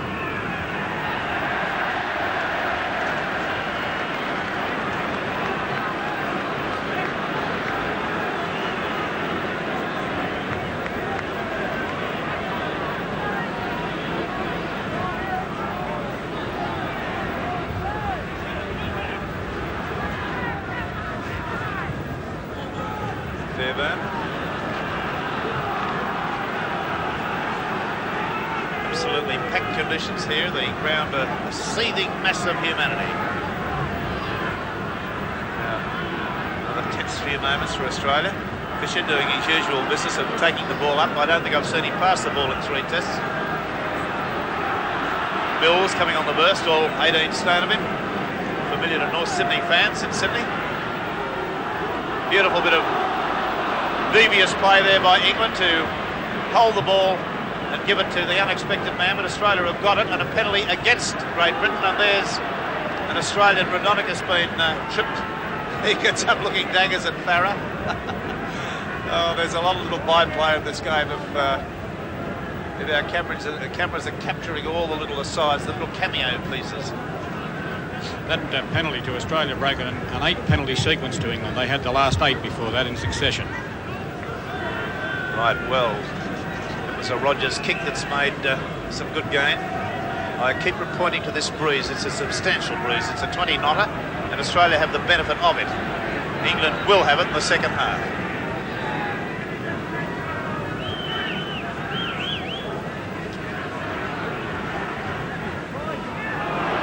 Back towards halfway, a touch judge on now. We've got an England player being cautioned.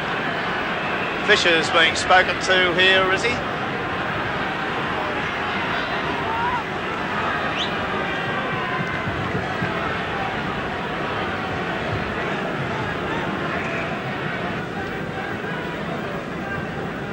And a penalty goes to Australia, which makes it now 10-5. 2-1. The one try to the Australian side being scored by George Paponis. taking it through from dummy half. 3 goals from 3 attempts by Mick Cronin. It's 2 penalties and a goal. And Fairburn, I believe, has had 3 kicks and goal for no success.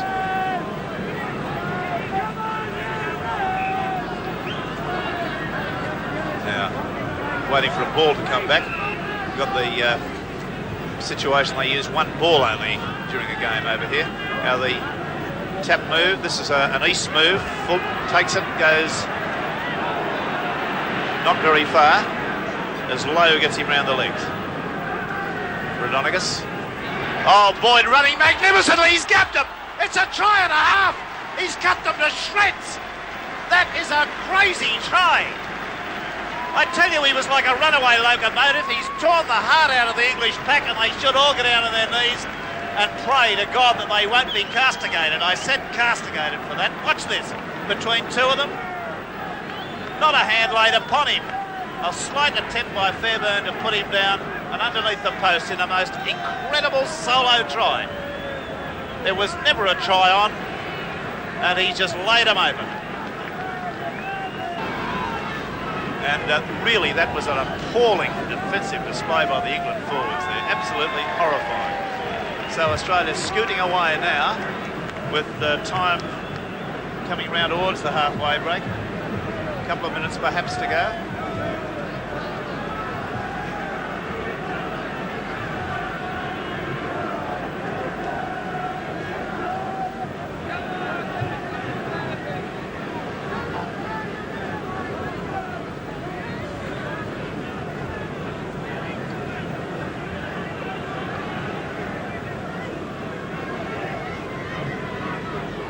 It's of interest to note, Barry, that makes Mick Cronin's 500 points for the season in 78. Yes, 501 now, Rex. What an incredible effort, isn't it? It is indeed. Well, Les Boyd need do nothing for the rest of this game. Rodonigas has carved him up. Gerard's away. He'll go on and score. They're not going to catch him. Put it down as another runaway try and an absolute killer for Great Britain. Well, they've torn the heart out of this England side in the 2 minutes before half-time. Gerard went away from Millwood, but watch the lead-up to it as Rodonigas slips the tackle of Farah, who should not be on the field. He's been totally ineffective. The beautiful time pass to Gerard. Gerard, look at him. He's a forward, and he runs away from 2 England backs. He doesn't ground the ball all that well, I must tell you. But fortunately, the referee was well back. Anyway, that's the place to score them, and the score becoming a little bit of an embarrassment at the moment. 2 tries and perhaps 2 goals in the space of 2 minutes. Incredible.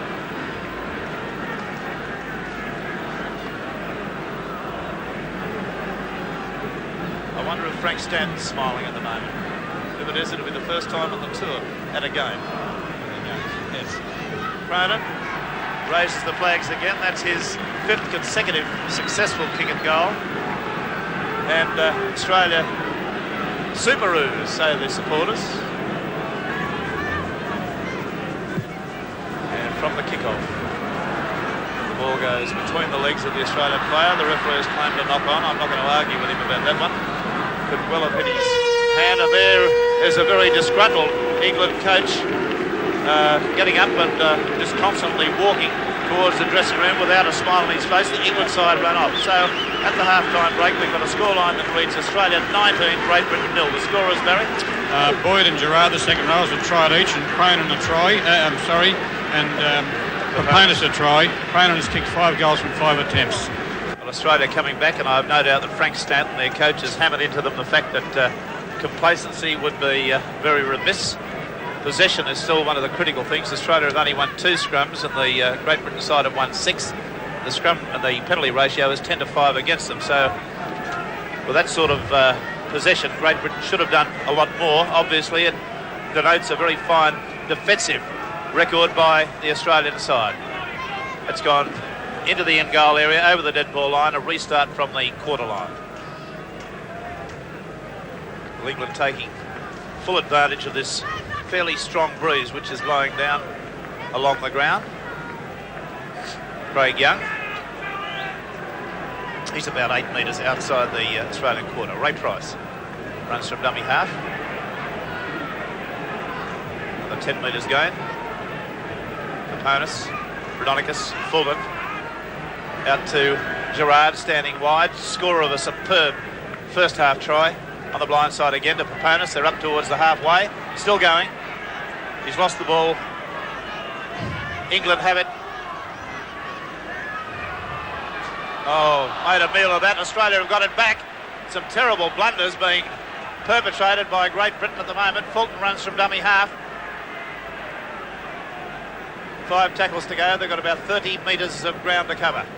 Rodonicus, Cronin, Rogers, long floating pass out to Boosted. And he's well tackled, but not into touch. That's Bevan on the wing for England now, Rex, and Holmes in the centre. Right, Holmes will be playing at number 14. And Bevan on the wing at number 4. Australia now with Gerard charging at the line again, wanting number 2. They lead by 19 points to nil. Moving the ball very fast. Cronin standing deep, winding himself up, turns it back inside to Rogers. Rogers has beaten one man, 2, still going. Can't unload the ball just before he's tackled and goes to ground about 15 metres out. Fulton with a kick. It's off the goal post. It's anywhere. The drop goal. Yes, indeed. So Alf Richards smiling. That's young Ian Thompson, the forward replacement there. The Bobby Fulton standing on the open side of the ruck. A little chip drop. Ball hardly touched the ground. A ricochet, almost a cannon off the cush, if you like. But it counts a point. And that makes it 20 points to nil. Australia back standing very flat on this occasion. There's a penalty to Great Britain. They should take the kick for touch. That would have been an error had Nash gone for the tap. There's another 40 or 50 metres of ground to be gained down there. Watch the breeze. The lights I've mentioned already have been on since the start of this second half. There's a very long kick from Fairbairn. It made him a gain of about 35, 40 metres, and that, of course, is the way to play the game. Now, showing a marked lack of enthusiasm to get on with the game, though.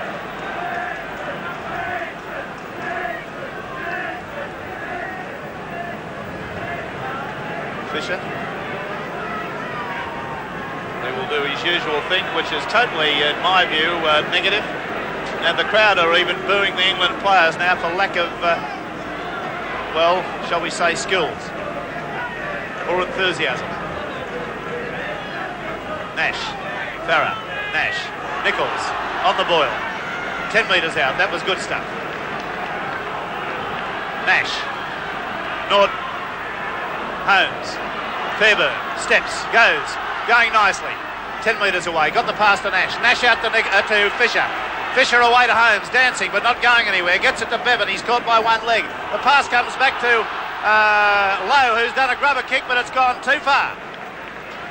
And that was the first sustained bit of attack by Great Britain since really early in the first half. The crowd loved it.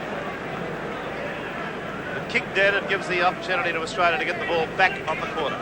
There's the faces of some of the England men. Lockwood was there, and the referee Billy Thompson, who's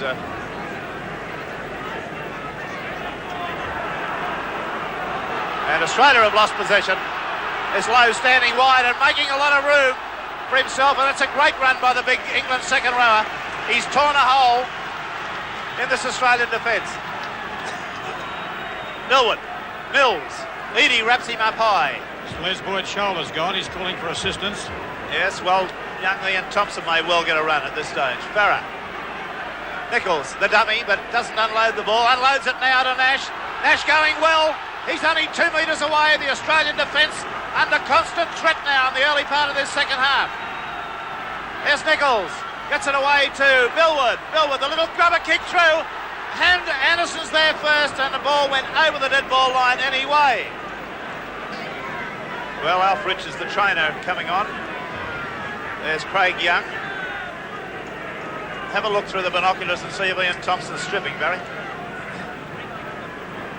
Ray Price making a raid up the blind side of that ruck. Rodonicus, who's had a fine game today, out to Cronin, standing deep. Cronin puts his shoulder into the defence, gets it. Still stood up there and sucks about 4 of them to him. Off him calls the referee. Rodonicus, Fulton, Farah, swinging right arm. I don't think Farah could knock a sick girl off a chair, to be quite honest, but that's only my opinion. Craig Young. There's Ian Thompson on the sideline now. Number 12 to come off. Australia now into England's half, but it's the 6th tackle. Now there's the young giant Ian Thompson from the Manly club, number 15. He'll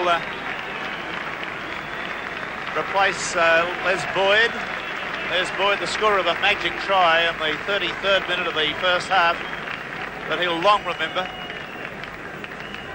Thompson now goes into the front row. And it's an England ball.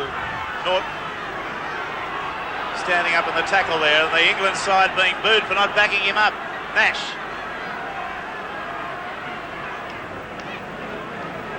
Blind side of that ruck there. A little Nash again goes to dummy half and runs from there, but there's no support. Joyner at dummy half. Farah. Phil Lowe winding up. Nash swivels and gives it to Millwood on the blind side. Out to Bevan on the left.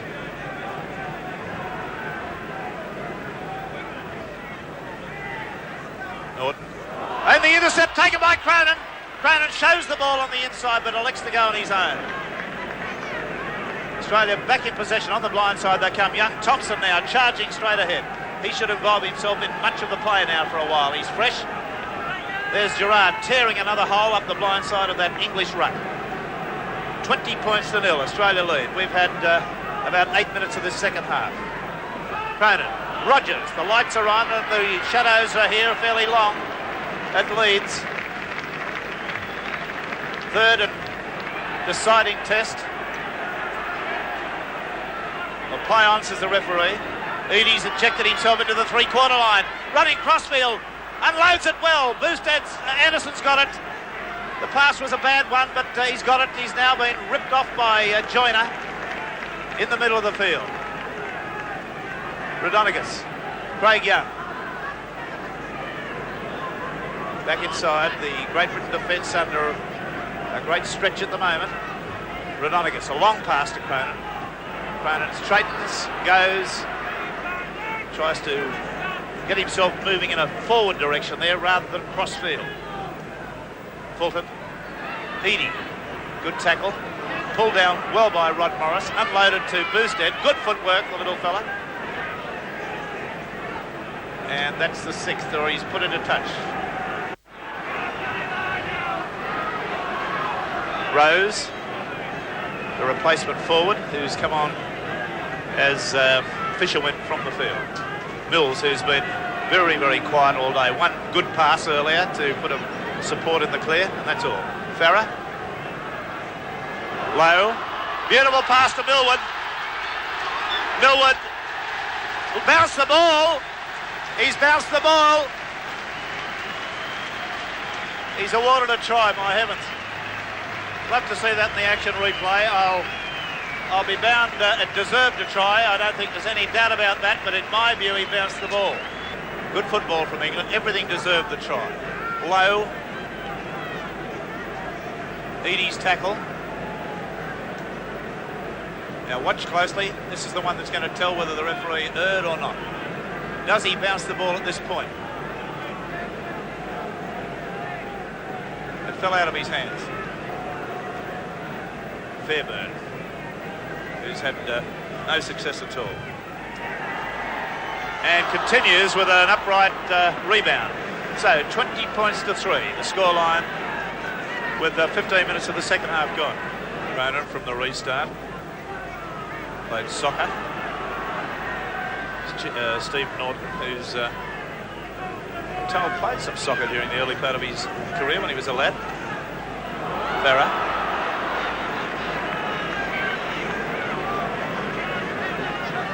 The blind side of the ruck, England kicking. Boosted doing his level best to keep that one in the field, but that's good tactics by Millwood, using the breeze intelligently, driving the play downfield.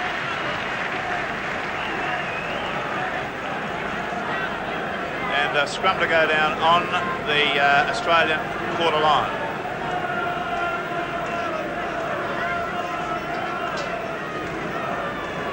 Now this is going to be a real test of stamina for Australia because they've won so little possession and they've lost that scrum. And there's a penalty against Australia for not being back to 5 yards. Millwood takes the tap quickly. The referee calling them back about 8 metres. Millwood low on the boil.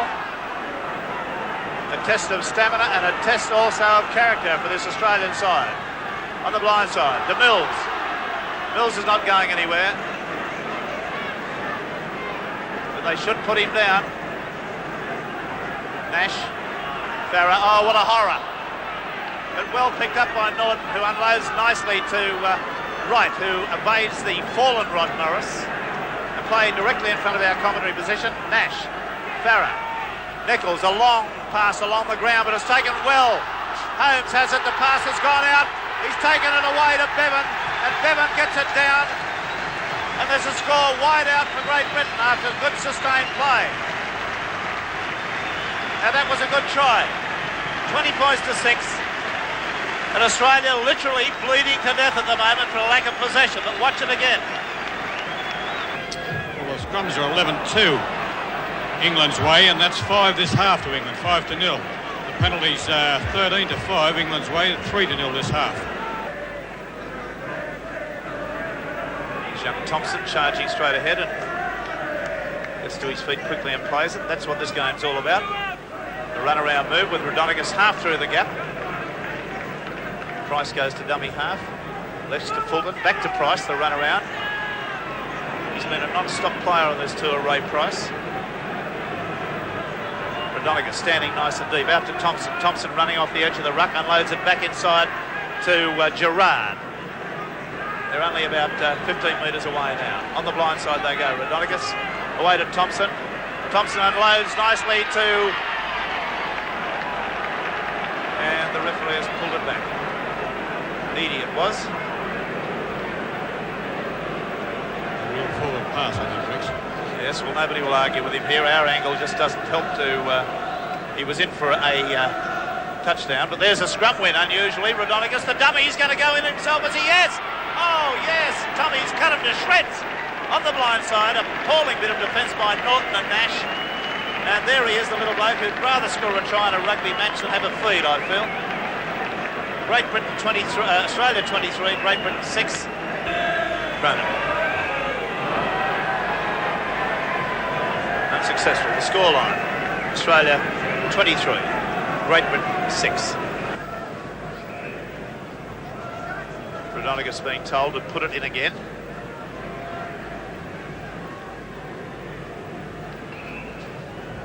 The scrum right down about 10 metres, 12 metres out from the Australian line. It shoots out the back of the Australian scrum. Anderson has it. He evades one tackle. He'll evade Norton. He's up towards the corner. This is a good run by Anderson in a parabola. Alan Thompson. And to the ever-present Rod Morris. Fulton. Craig Young. Nicely back to Fulton. Fulton dummies to one player. Can't get a pass inside. Almost time up. Australia leading by 23 points to 6.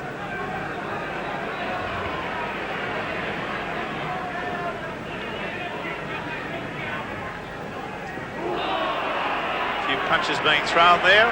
It's not going to worry any of the Kangaroos at the moment, I can promise you. There's a penalty going to Australia.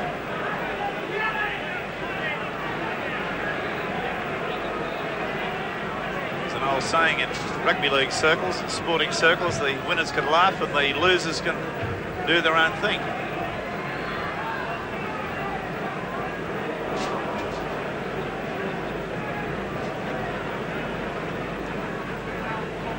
Time by our stopwatch is up, but the referee, of course, will allow something for injury time.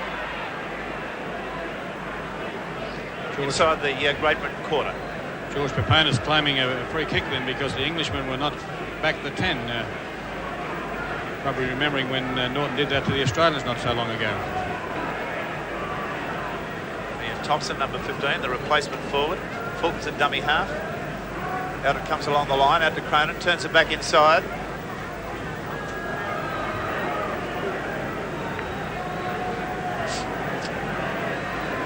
Thompson was the man at the bottom of that tackle. Rodonicus pulled it. It's gone up in the air. Norton knocked it. Ricochet gets up and plays it.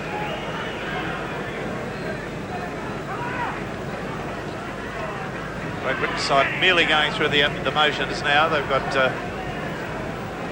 their reputation a little bit in shreds after today's inept performance.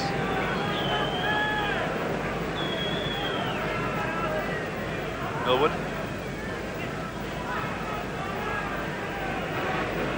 That hooter's going to go fairly soon now. We're well over 2 minutes of extra time. Farah.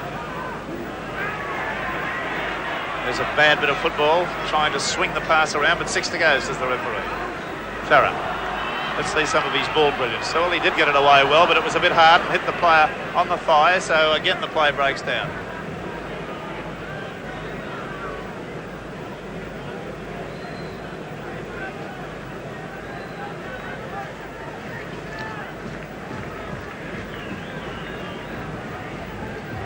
Nash has been, I think, comprehensively outplayed by Tommy Rodonicus in today's match. And Tom needed a good game against him, but the little fella's come to the run, but lost the ball. Edie, who's gone from fullback to left wing through a knock on the thigh, is there to stop their progress. Rodonicus. Great price. And there's the hooter. And Australia have won the match 23 points to 6, and they've retained the Ashes. The final statistics, Barry Ross. Scrums favoured Great Britain 14-6. The penalties finished up 17-9, also Great Britain's way. Australia's 23 points, tries from George Paponis, Les Boyd, Jeff Gerard and Tom Rodonicus. Mick Cronin 5 goals from 6 attempts, and Bob Fulton a field goal. Those Kangaroos, under the guidance of coach Frank Stanton and captained by Bobby Fulton, took out the series 2-1. They won the first, lost the second, but then ran out convincing winners in the third to retain the Ashes. And we hope you've enjoyed this look back at the 1978 Australia-Great Britain Test Series.